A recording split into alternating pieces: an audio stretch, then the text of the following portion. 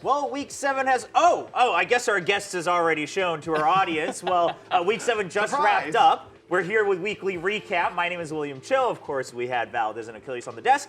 And we have our special guest. It's BuZz, who was the MVP in today's match against DFM. Welcome, BuZz. Thanks for having me.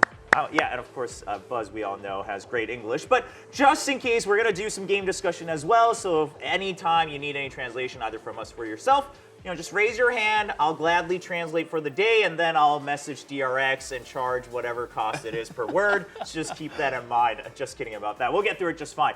But before we actually jump into everything, I don't know if you knew, but you are now the player with the most MVP votes here in VCT Pacific. 3 weeks in a row. You've gotten it 3, and now you're at the top of the leaderboards for MVP. How do you feel? Do you agree that you are the best player right now in VCT Pacific? No, I think I didn't know I'm the most MVP player in this Pacific. So I'm very glad that I'm the most MVP player. But there's so much better player on the Pacific, so maybe I'm just lucky. So yeah, maybe just luck.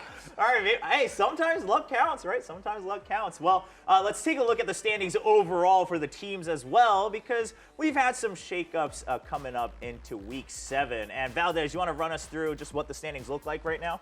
Yeah, DRX up there in playoffs already. T1, the only other team that has secured their playoff spot right now, but obviously DRX in number 1, so feeling pretty good about that. Besides that, of course, we still have Super Week left over, so there's a lot of matches to still go through to figure out who is going to be the top 6 teams that will make it into playoffs here for VCT Pacific. Yeah, we were chatting about it a bit on the desk. There's obviously some funky stuff that can happen with teams getting themselves slotted in, because right now the only team that is mathematically eliminated is Detonation Focus Me, and that was since last week. But everybody else can still potentially make it in, but there are a lot of caveats and things. Some stars need to align for a couple of the squads to be able to make it through, but you never really know what's going to happen. We've already had some wild upsets. We've had DRX dropping maps to some teams that might maybe caught us off guard a little bit in our queue.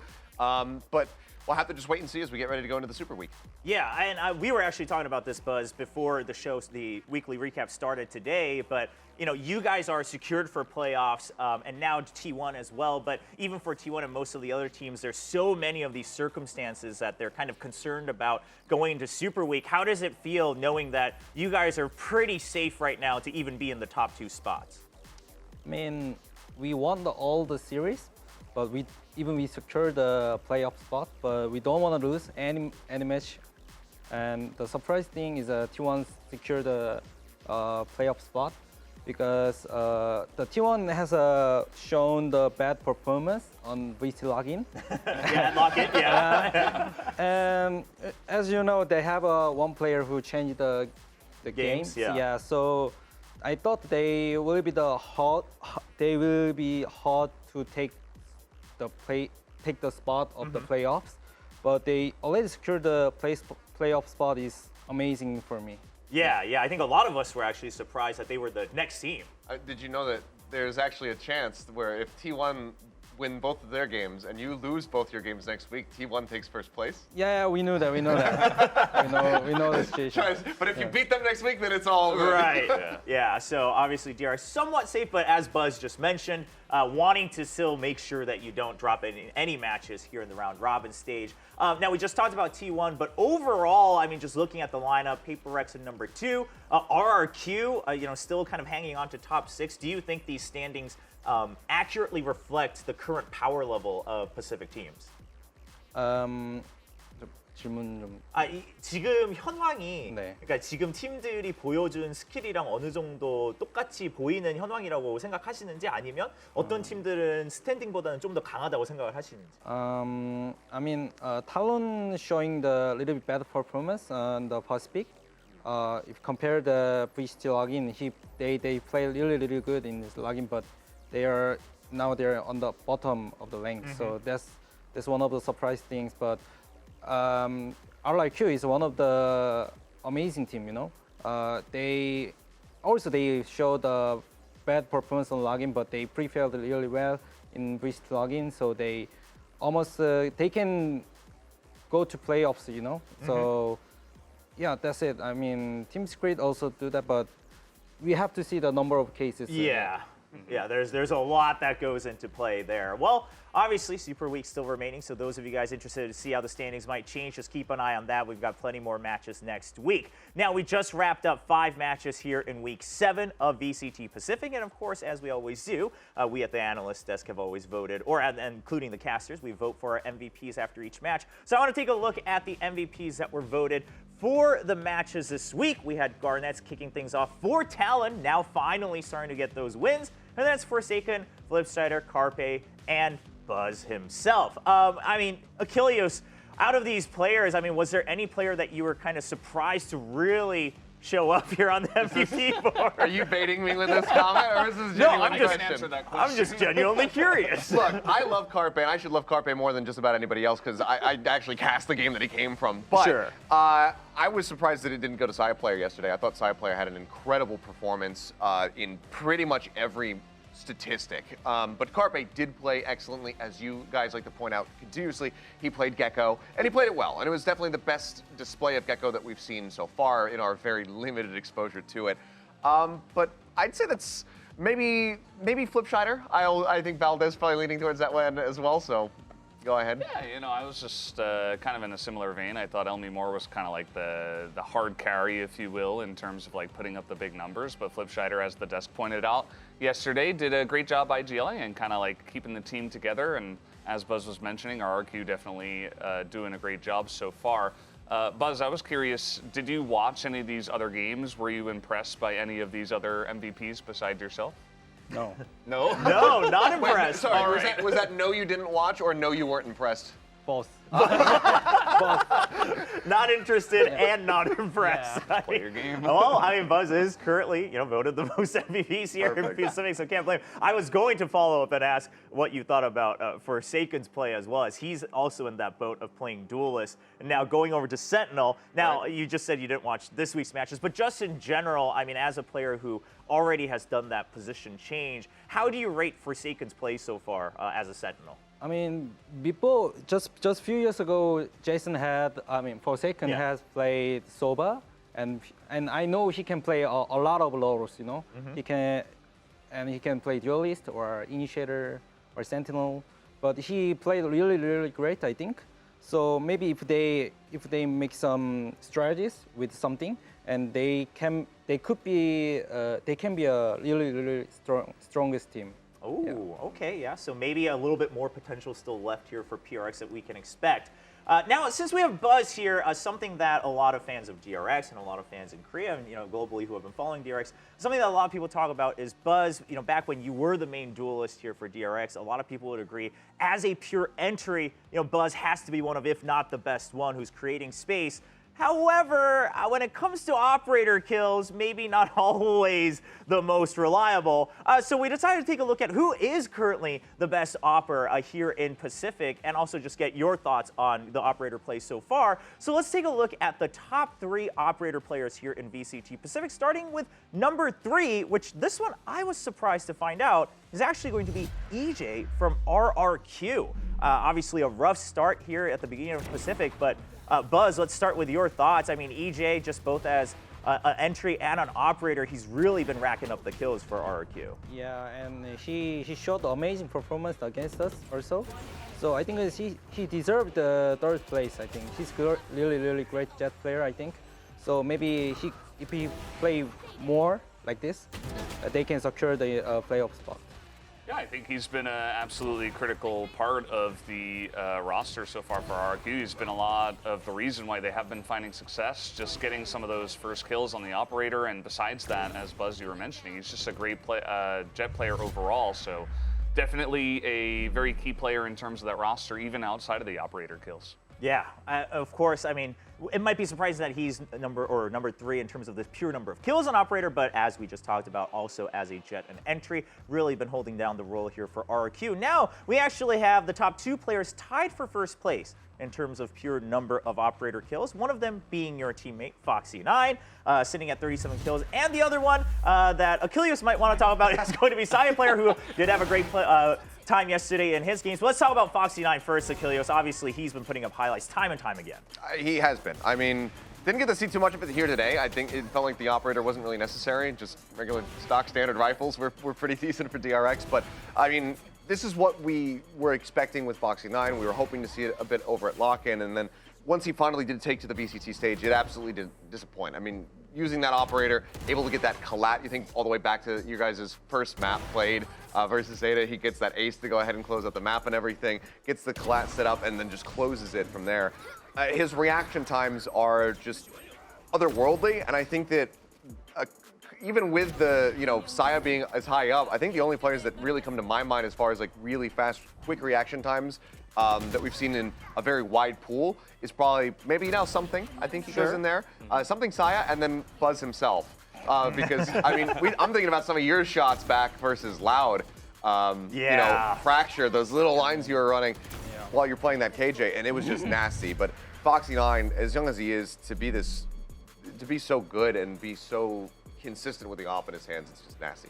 Yeah, I know whenever we have a chance to talk to any player from DRX, we always like to ask this year about, so how's Foxy 9 been doing? How do you rate his play so far? But now that I think he's proven himself in terms of results, is it in some ways refreshing that you have maybe a bit more of an aggressive kind of new style of duelist here on DRX? Does it maybe make you want to play Jet again at times, watching him play? No, I mean, his play was so good, so I don't want to play Jet anymore. Just let him play Jet and just let him play with operator. And in my opinion, Foxy 9 is a #1 operator player in the VCT Pacific, no doubt. Ooh, yeah? The tie score with the Saya player. Yeah. T1 played more rounds. Oh, it's not fair. Okay. Yeah, not fair. Not fair. Oh, that's true. Yeah. So for me, #1 is Foxy 9. Yeah. Okay, I mean, hey, we still have Super Week, so Foxy 9's got a couple more chances We'll to get try that head-to-head. Yeah, get that head-to-head. Really try to shut down Saya. It could work out. But we heard it from the man himself, still giving praise to Foxy 9 as the best op player here in Pacific. We'll keep an eye on that to see if that carries through here in Super Week. Now, we got to talk about the fact that DRX, you guys haven't dropped a single match. You did drop 2 maps, but still, a 7-0 incredible record so far. And we were looking back at some of your matches, and we decided to pick out one of our favorite maps. And it's actually going to be in the match against Gen.G, which was when you were really pushed in your first map loss. And then it went to Pearl and BuZz. You just turned on a switch, and we were joking on broadcast that you must have been so mad that you guys dropped map 2. Did that come into play in that game? I mean, we made so much mistake on the Gen.G second map, so we were very disappointed about ourselves. So we have to fix it. Our communication was so bad on the last map, so we have to fix it. Let's play we used to. So we reset our mind, so we just played and easy. Maybe we have a luck. Yeah. Okay, so when you say like you just reset your mental state, how do you do that? Just delete all the memories on the last map. Just don't talk about it. Don't think about it. This is a BO1 match, and we have to win this. You hear that, solo queue players? That's all you have to do. Yeah. Don't bring your toxicity into my game because you lost your previous one. Just erase your memory. Just erase it. Yeah, forget it ever Just happened. clean up. Yeah. Yeah, I mean, clearly you guys have some good practice in that as well, having gone through a lot of long series. I do wonder, how close did you expect that match against Gen.G to be? I mean, did you think that it could have always been a 2-1? Or do you really think if we didn't make mistakes, it should have always been a 2-0? I mean, we could lose one round, one map, but I didn't know that we were going to be the fracture. Our fracture was. Oh, should I tell? I mean, our fracture was really good when it's in the scrim. So we never thought we are going to lose in fracture, but we missed so many calls and bad communication, and there are so many little bit of mistakes. So that makes to the lose. And that was the first time that we'd seen you play fracture since lock-in. And obviously we didn't have Foxy 9. So when you guys did play against Gen.G, you were running that double duelist. Do you think that that's something that you guys might try again with, RB playing the Neon and Foxy playing Raze, or do you think that like after RB had a decent performance on Fade today, maybe you'll just keep playing that and have single duelist? We can play both. When we want to change the comp, we can do that. Oh, so okay. they can expect our plays, our play. Yeah. But it has been proven time and time again now by you guys, because in standard VCT, not counting game changers because we did have a reverse sweep there. Sure. You guys are the closest to ever pulling off a reverse sweep. It still hasn't really been done yet, and you've been in that position now twice. So I think it does go to show that you guys are very capable of just kind of ignoring those past maps and just constantly focusing forward, which is, I think, to the average gamer and average Valorant player, an absolute miracle. Yeah, absolutely. Now, we talked a little bit about the gen.g match, about Pearl, your performance. Of course, you also had a tough match against RRQ, but overall, do you think gen.g's match was the hardest and most memorable, or are there any other maps or matches that you thought really left an impression on your mind? Maybe the split against Global Esports? Yeah, we just thought the gen.g match is going to be the hardest match, but it wasn't. The really hardest match was against the Global Esports. Oh, okay. Yeah, they play really aggressive. They pick and pick and pick. They never going back. So that makes us like a really hard time. Oh, okay. Just the constant aggression. Yeah.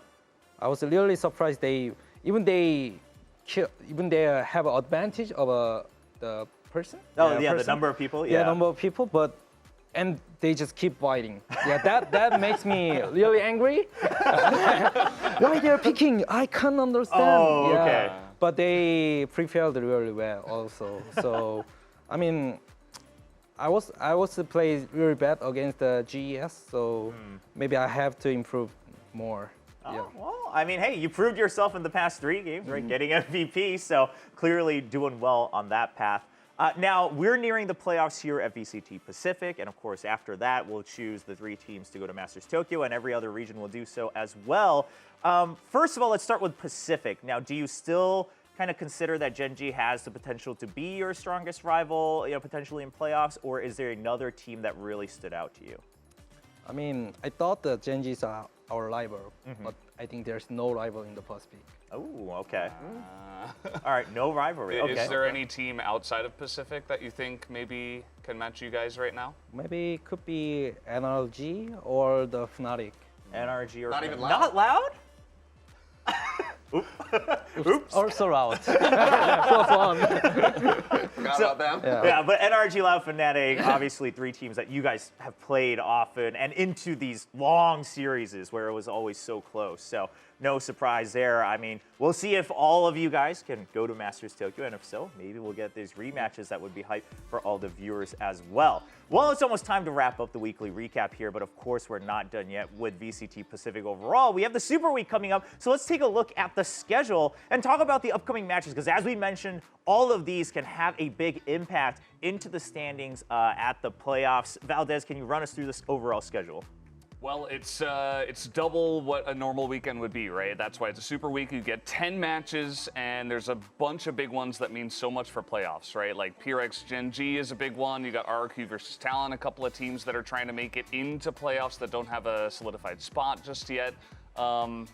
It's just a lot of matches where every single team is going to be trying their hardest to make it through. DFM even, they're going to be trying to play spoiler and try to knock some of the teams like Global, like Talon, who are desperately trying to get all the wins possible. Is there any match here, BuZz, that you think is going to be really exciting? I mean, Yeah, other than your matches. I mean, maybe Paper X versus gen.g because the winning team can take the second place. Yeah. So that's gonna be the really important match for the both team. So maybe that's gonna be the funniest match. And also Jetta versus T1, and Jetta didn't secure the playoff spot, but T1 has to fight for the better seed for the playoffs. So I think the both match on the Friday is probably going to be funny. Okay, yeah, well, it should be exciting. I mean, just kicking it off right away on Friday, of course. But as Valdez mentioned, we have 2 matches every day, and we'll try to keep you guys updated as each match happens. Like, what does it mean for the next matches? You know, how do the standings potentially change? And that should be a lot of fun to keep up with. Well, that's going to be it in terms of what we've covered so far here in Week 7 and what's left in VCT Pacific. Before we sign off, I mean, BuZz, thank you so much for joining us here. Do you have anything you want to shout out to, not just the fans in Korea, but of course globally that have been cheering you guys on? Always thank for support. I mean, we are we're playing really hard for the VCT Tokyo and the champions. So please look forward to our match and always support us. Thank you. Awesome. Well, I think a lot of people will continue to look forward to your games. Thank you so much for joining us. That's it for us here at VCT Pacific Week 7. My name was William Cho. I was your host today, joined by Valdez and Achilles on the desk, and of course, BuZz from DRX. We'll see you guys next week on Friday. Remember, we started a day earlier for Super Week. See you then.